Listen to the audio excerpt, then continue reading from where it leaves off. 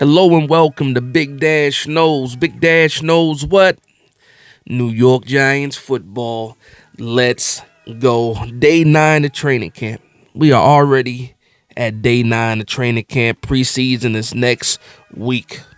I'm so excited for that. We're going to get into, maybe I'll do that in tonight's live stream. I'll talk about expectations for the preseason and what players should play and what players should not play type deal. I think starters should play outside of a handful of players, but again, I'll save that for the live stream. Make sure you guys tune in for that later tonight. But Brian Daboll was at the podium today. Day 9 of training camp. And got some news about Cam Skattebo. We saw the video. Cam Skattebo was visibly upset walking off of the field in yesterday's practice. Come to find out today he had a setback. Setback to what, Dash? That's a fantastic question because we never got the disclosure of what his injury was. Now, there are some speculations. Shout out to my man Dan Duggan. I believe he said that it could possibly be a hamstring, and that was the setback. He did sit out of 2 practices before coming back in yesterday's practice, but ended up, having that setback. And now the dreaded words from Brian Daboll are he's going to be day-to-day. And the one thing about day-to-day is we don't even really know or understand what that means when Brian Daboll says day-to-day. We can make assumptions. We can try to calculate, the amount of time day-to-day means. For me, day-to-day means week to week. And that's just me going off of Brian Daboll's history. But hopefully, he comes back sooner than that. I would love to see him in the preseason game against the Buffalo Bills. I want to see him in live action where people are actually trying to bring him to the ground just to see if it translates. Just to see if his play from Arizona State translates, which I think it is, and I think it will. Other than that, Cordell Flott, again, not at practice. Thomas Fidone, not at practice as well. GBR again. And it's funny, too, because GBR, they said 2 days ago he was out, due to his wife, expecting a child. I haven't heard a story or seen anything where they welcomed it. I don't know if she's still in the process or if the baby's home already. I don't know, but nothing but well wishes to him, his wife, and the baby whenever that baby gets here. If the baby's here already or not, I don't know, but GVR is not at practice for those reasons. Bo Collins still working on the sideline. Again, not sure exactly what the issue is. They had, he shoulder pads, no helmet, but working on the sideline with the trainers. We saw him yesterday, running plays on air, with the first team out there. But outside of that, don't know really what's going on with Bo Collins, except for he missed a few practices. Other noticeable names that were not in attendance today: no Darius Slayton, no Elijah Chapman, no Jordan Riley, no DJ Davidson, no Chauncey Golston, no Ty Summers, no Corey Black. I think I have everybody. I think that is everybody, and the list is getting longer. But as New York Giants fans, we're used to that. We're used to seeing these injury lists. I will say this, though. A lot of the people, or I wouldn't say star players, but a lot of the key players or the key components of the team are, still on the field, still available outside of, Andrew Thomas.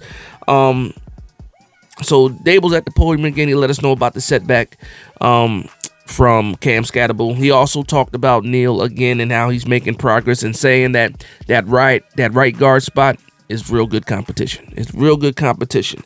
And again, for me, it's 3 names really. Actually, it's 2 names really. 3 names that we've seen so far. It's Greg Van Roten, it's Evan Neal, it's Jake Cooper. That's who I'm seeing right now in the right guard spot. And that's where the competition lies. I believe it's GVR's spot to lose, but they are giving Evan Neal every opportunity to win that spot. You see it with the amount of reps he's getting. You see it with the amount of time they're talking about Evan Neal. They want Evan Neal to win this spot badly, and I think it's because when you look at other parts of this offensive line, especially the interior offensive line, when it comes to Greg Van Roten, who is he besides a guard? Also the backup center, in my opinion. And you almost need Neal. You almost need Neal to succeed in order to see what's happening with JMS and if GVR has to be the quick replacement for JMS. But again, we'll see what happens. He also said that these preseason games are going to matter a lot for the trenches. and in these competitions. And I absolutely agree with that. Absolutely agree with that. Also, when it comes to the kickers, we haven't seen the kickers. He said the kickers are on their own planned kicking schedule. I don't know what that means. That means they only kick on Mondays and Tuesdays. They only kick on Thursdays and Saturday. I don't know what that means exactly, but basically they're running the show when it comes to if they want to kick or not. That's what I'm getting from that explanation. Again, it is what it is. And let's get into these practice notes. Actually, before we get into these practice notes, make sure you hit that like and subscribe button. If you are a New York Giants fan, bleed blue like me, true blue, make sure you hit that like and subscribe button, man. A lot of people are watching these videos, but they're not subscribed. So either you're not really a Giants fan or you're just being nosy. I don't know, but make sure you hit that like and subscribe button and subscribe to the channel. Join the Big Blue Nation. All right, practice notes. It was about load management today, in my opinion. Load management, because, again, you haven't heard, didn't see Slayton, but when all these other wide receivers were out, Slayton was getting a lot of reps. So hopefully it's not an injury. Hopefully it's load management. That was one of the things I thought about when I was watching some of the clips and seeing some of the tweets and reports from his practices. Is it load management that's happening? Again, they were in pads again. Fantastic. You got to see some good work from the trenches, defensive line, offensive line.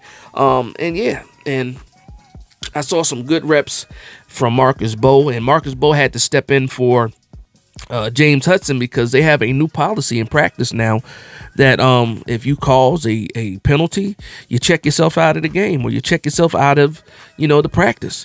It's not clear on how long you have to step to the side, but we saw today James Hudson, a false start. Checks himself right out of the game. Marcus Bowe comes in, has some good reps against Kayvon Thibodeau. I believe he had another good rep against Brian Burns. There was three solid reps. I think it was Talking Giants to put out the clip of those reps. And again, I love to see Marcus Bowe on the outside getting reps. There was a lot of talk about him playing in the interior offensive line. We drafted him to be a tackle, right tackle specifically, but he's shown the versatility to be able to be on the outside on either side and hold up pretty well, against these guys. And again, we're talking about a rookie that we don't even expect to play this year. Or contribute to a certain extent this year, but he's out there getting reps and and taking advantage of the opportunities that are in front of him. Next thing I want to talk about is this. They were talking about how Russell Wilson wasn't really targeting Theo Johnson or the tight ends for the most part, which early on in training camp they said, Russell Wilson only had or Theo Johnson only had like 4 receptions from Russell Wilson in the first 6 practices or first 7 practices, and then the last 2 practices is like 6 receptions alone for Theo Johnson. Shout out to Daniel Bellinger, who made a play today on a nice play action. He gets open, shakes free of Micah McFadden for a big gain. And listen, I'm going to say this because you guys know that I'm a Daniel Bellinger fan, but I'm also a fan of the tight end position. Use the tight ends this year. I've seen it play after play, depending on, it doesn't even matter which tight end it is or which quarterback's throwing on the ball. We've seen plays getting made by the tight ends in training camp today. When you're able to run the ball successfully, when you're able to throw the ball deep successfully, what does that do? That opens up the shorter routes, the middle of the field. And who thrives in those positions? The tight ends. We saw it today. Nice little play action. Mike McFadden bites, gets caught peeking. Guess who leaks out? Daniel Bellinger. Nice throw by Russell Wilson. Big game. That's all I want to see. That's all I've been asking for. And everybody that wants to get rid of Daniel Bellinger to save $3 million, well, guess what? When you get rid of Daniel Bellinger, you're not just getting rid of your tight end too. Again, tight end too. I got him over Manhurts.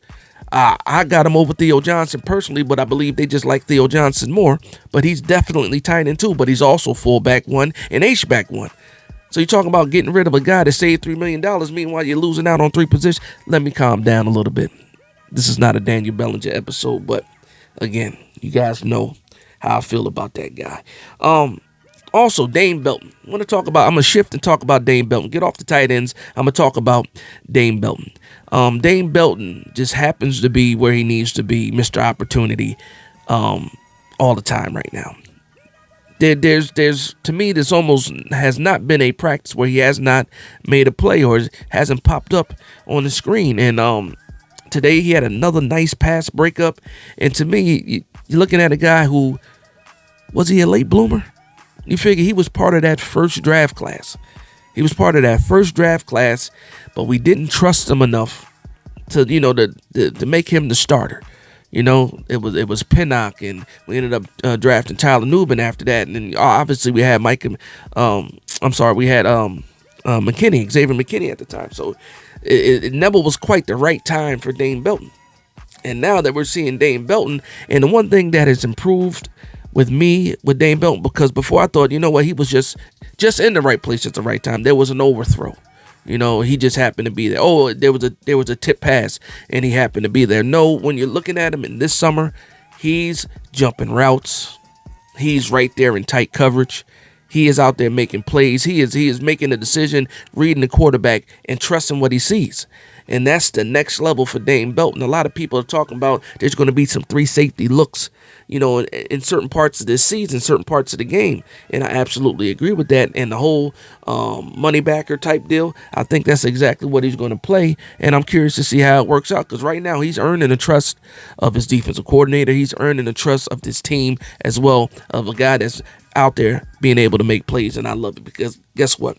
Between him, Javon Allen, and Tyler Nubin, all these guys are having strong training camps right now, especially Tyler Nubin, especially Dane Belton. So I'm loving that right now. Also, Andrew Phillips. Andrew Phillips keeps doing good things. You're seeing him in coverage. I don't know if the LASIK did it or not, but right now he's getting his hands on a lot of balls. Pause. It might be the LASIK. Now he can see. He was blind, but now he can see. And I'm sitting here looking at Andrew Phillips make plays today. He had 2 nice reps, one-on-one reps. And you know how it is when it comes to these one-on-one reps with the wide receivers and the DBs. It usually favors the wide receivers or the offense. And you're seeing Drew Phillips make play after play after play in practice. And I'm loving it, because he already gained a lot of eyes last year as being, one of the top rookie cornerbacks to come out. And right now, you're looking at him as a guy that's continuing to grow, and he does not feel like he's one of those top guys. He has a work ethic of somebody that still has something to prove, and I love it. And he's out there making plays consistently in practice. Two other names that popped up today for me. One was O'Donnell Fortune. He actually got some reps with the ones today, and again, I think the key to this practice was load management. So we got to see guys like O'Donnell Fortune run with the ones. You got to see the safety Makari Page, get some reps with the ones. And I'm thinking it's more about load management and letting your starters get the kind of rest that they need. Because again, we had 3 straight practices. All 3 practices were in pads. You got to have some type of load management. So I just think that they gave those guys a chance to get some run, but also they were giving the starters a chance, to save their bodies in some way or shape or form. So that's my deal with those guys getting some time. And then the last guy I want to talk about, and I always want to make it a point to talk about this guy in a lot of these recaps, is Jackson Dart. We saw it again today, and I will say this: he's catching his stride, man. He's found his groove. He's getting his timing down, and you see it. There were some nice throws today, especially to Montrell Washington. We had one in some one-on-one drills. We saw him hit him again in the team drills as well. And for me, and also was it Jordan Bly as well. You're seeing Jackson Dart build this chemistry with these wide receivers that are most likely not making the 53. They might make it to the practice squad, but he's still building chemistry with these guys.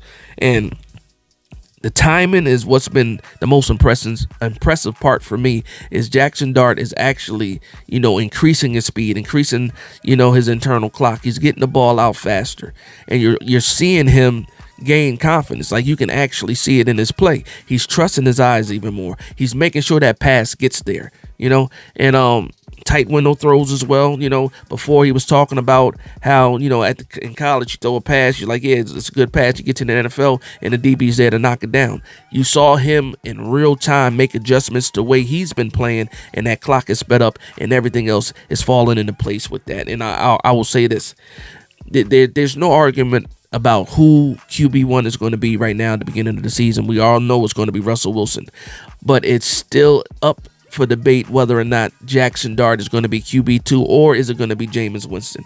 And right now, in my opinion, you can almost give it to Jackson Dart, even though Jameis Winston's not doing anything wrong. It's just that, where Jackson Dart was drafted, the progress that he's making, what it means to be a first-round draft pick and a quarterback. I think all those things help push him in front of Jameis Winston. Now, do I want him personally in front of Jameis Winston? No, because I do not want to see Jackson Dart this season because I believe he still needs to develop. But again, once we get into the preseason, we'll see how he does against live bullets, and then we can make a decision from there. But that's going to be the wrap-up for today's practice. Nothing too crazy. Wan'Dale had a fantastic acrobatic catch on his back. And again, Drew Phillips was there for the pass breakup.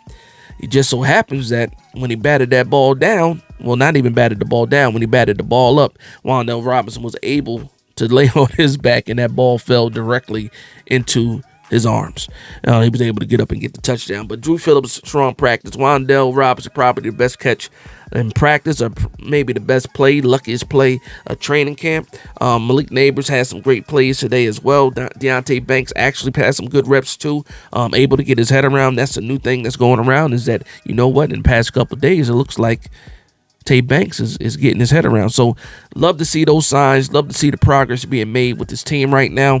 Let me know how you guys feel. Let me know what you guys think about day 9 of training camp. And again, tonight we'll be going live for the late night Giants talk. Going to talk about next week and what that entails as far as preseason and what I expect. Hopefully you guys tune in for that. But with that being said, I want to thank everybody for vibing with me. Please like, comment, and subscribe. And from one Giants fan to another, this is Big Dash Knows, Big Blue Nation.